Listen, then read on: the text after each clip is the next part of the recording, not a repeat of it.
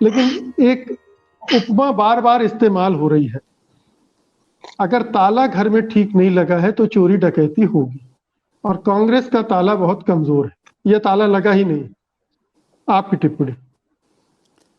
Thank you Mukesh ji. एक तो मैं शुरू से जुड़ा हूँ इस डिबेट के साथ, लेकिन सिग्नल वीक था पूरे रास्ते में। मैं एयरपोर्ट से आया केरल से, तो मैं सुनता जा रहा था कैमरा ऑफ करके, तो मैंने पूरे उपदेश जो आप कह रहे हैं सबके बाकायदा सुने हैं, ठीक है ना। और देखिए, दो अलग अलग चीजों की हम बात कर रहे हैं। एक बात यह है कि बीजेपी क्या कर रही है, और दूसरी बात यह है कि कांग्रेस को क्या करना चाहिए। मुझे लगता है इन दोनों को अलग करके देखना चाहिए। लोकतंत्र के अंदर लोकतांत्रिक परंपराएं जिंदा रहें, पनपती रहें, ये प्राइमरी जिम्मेदारी सत्ता पक्ष की होती है। अगर जवाहरलाल नेहरू जी ने उस समय अगर ये विश्वास न जताया होता कि मुझे लोकतंत्र को इस देश में उसका बीज रोपण करना है, उसको आगे बढ़ाना है, तो इस देश के अंदर लोकतंत्र नहीं आया होता। आज तो मोदी जी के पास 303 सीटें हैं 542 के अंदर। तब तो नेहरू जी के पास 370 के आसपास होती थी, 490 के अंदर, 490 कुल लोकसभा की सीटें होती है। इससे कहीं ज्यादा बहुमत रहा है कांग्रेस के पास।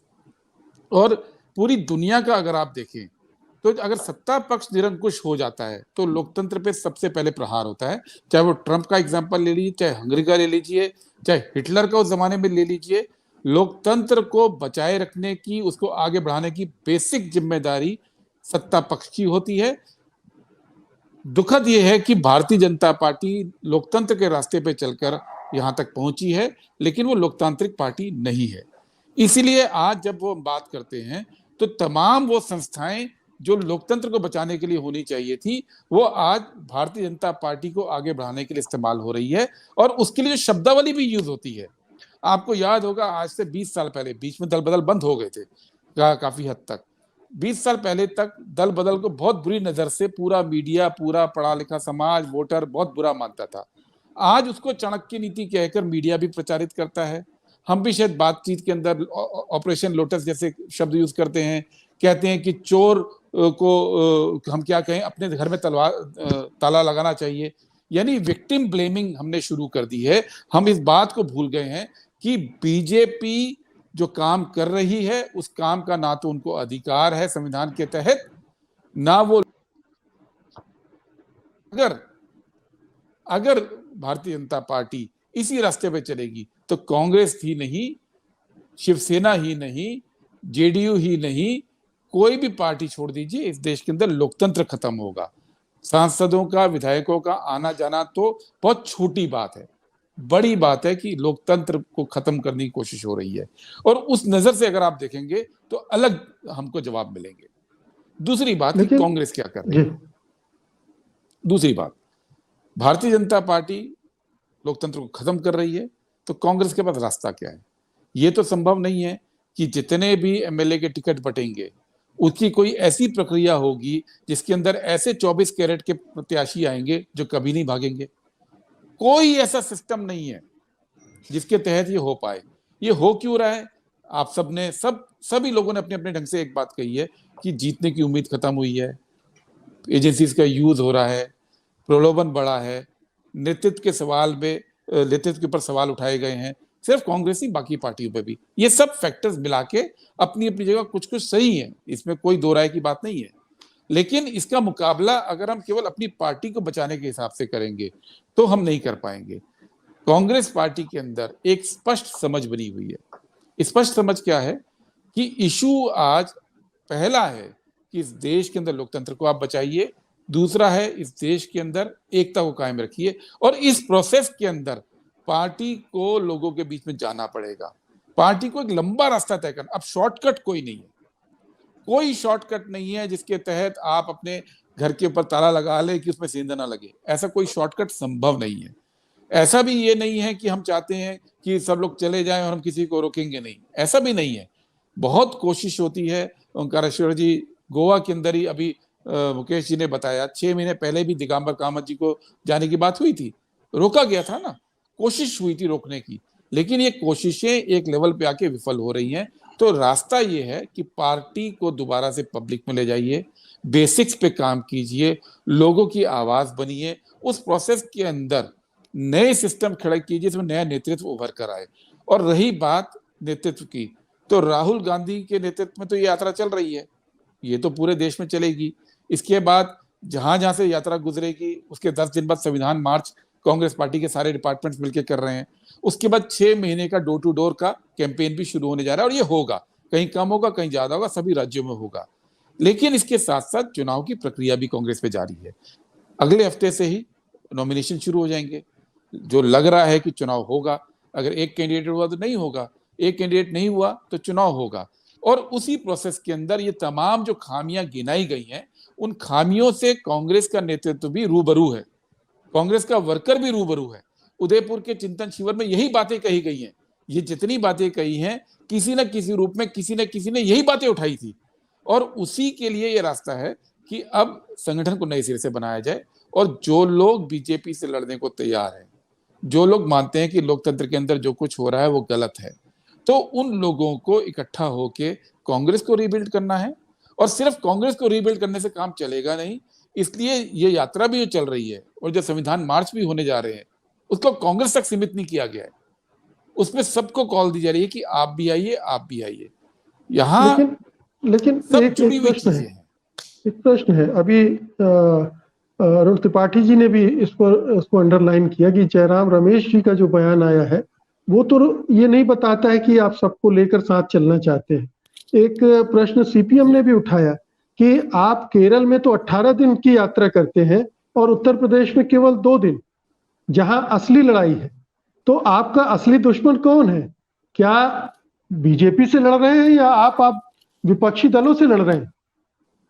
मुकेश जी, सीपीआईएम जो देश में है और सीपीआईएम जो केरल में है, ये दो अलग अलग पहलू हैं, इसको भी समझना जरूरी है।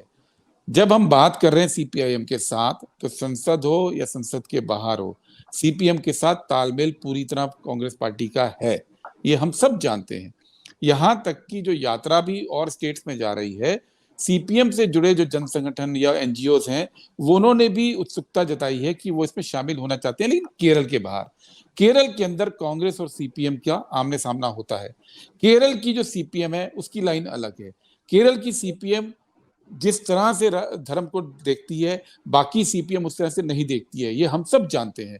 तो जो जयराम जी का जो वक्तव्य है, वो केरल के अंदर जो सीपीआईएम ने स्टैंड लिया था उसको लेकर है।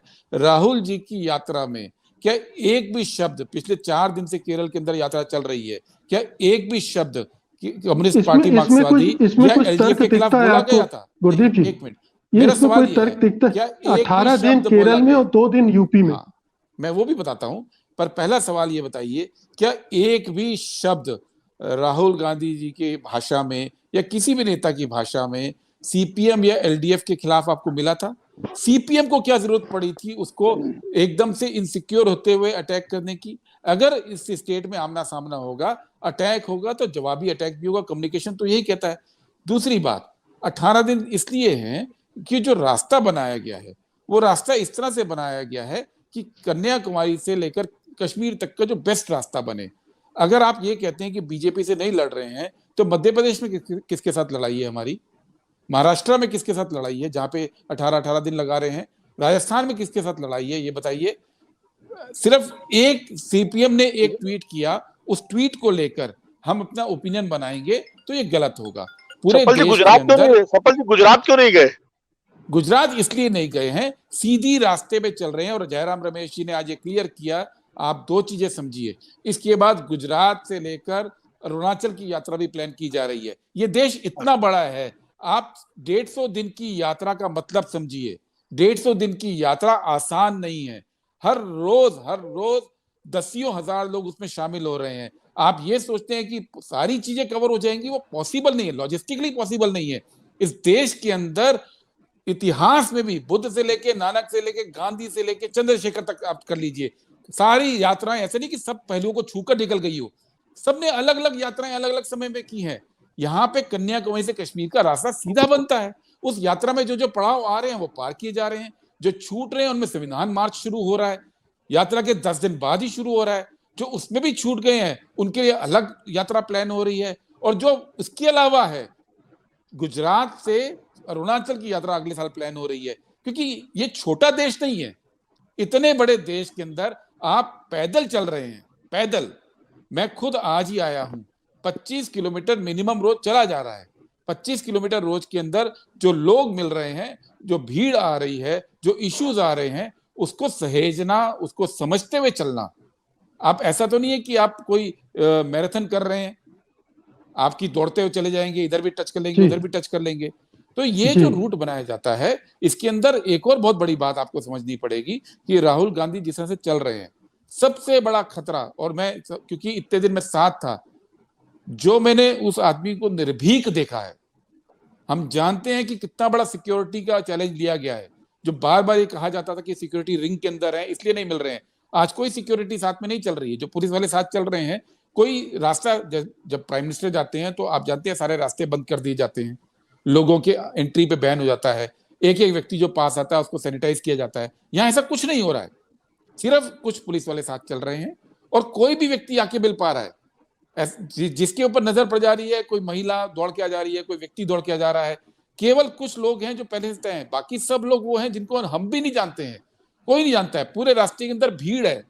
ये कितने बड़े चैलेंज को लेकर राहुल गांधी चल रहे हैं, इस चैलेंज को हम लेकर चल रहे हैं। ये सिक्योरिटी के लेवल पे, ये राजनीति के लेवल पे चुनौती ली गई है।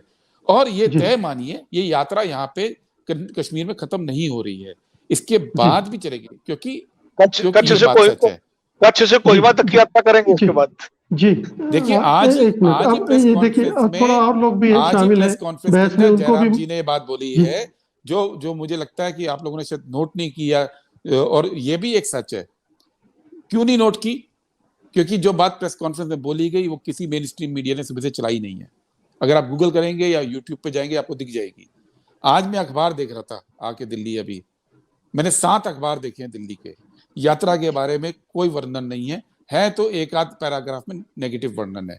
जब इस तरह के मीडिया से आप डील कर रहे हो कि प्रबुद्ध पत्रकारों को भी ये बात मिस हो गई हो, जो आज प्रेस कॉन्फ्रेंस में ऑफिशियली बोली गई कि गुजरात से अरुणाचल की यात्रा भी हम 23 में प्लान करेंगे, तो आप ये सोचिए कि हम कितने बड़े चीजों के खिलाफ लड़ रहे हैं। और इस खिलाफ लड़ने के लिए ये बात सही है, जितनी बातें की गई मैं उससे असहमति नहीं कर रहा हूं, लेकिन पीस मील में हम उसको प्लग नहीं कर सकते हैं। कांग्रेस ने तय किया है, बेसिक्स पे जा रहे हैं। बेसिक्स क्या है? हम आरएसएस की नीतियों के खिलाफ हैं। बेसिक्स क्या है? हम सांप्रदायिकता के खिलाफ हैं। बेसिक्स क्या है? हम लोकतंत्र के पक्ष में हैं। बेसिक्स क्या है? कि हमें जनता के बीच में सीधे जाना है, और सीधे जाके इसके डोर टू डोर भी करेंगे। कोशिश यही है। और ये मानिएगा, ये प्रोसेस जब चलता है ना, कोई ये कह सकता है कि हाँ कांग्रेस का संगठन कमजोर है, कैसे करेंगे, ये सब बातें अपनी जगह है, लेकिन जब मोमेंटम बनता है राजनीति के अंदर, उसका भी एक मायना होता है, और हम उम्मीद करें कि मोमेंटम बनेगा इस यात्रा के थ्रू। सत्य हिंदी का ऐप डाउनलोड करें गूगल प्ले स्टोर पर।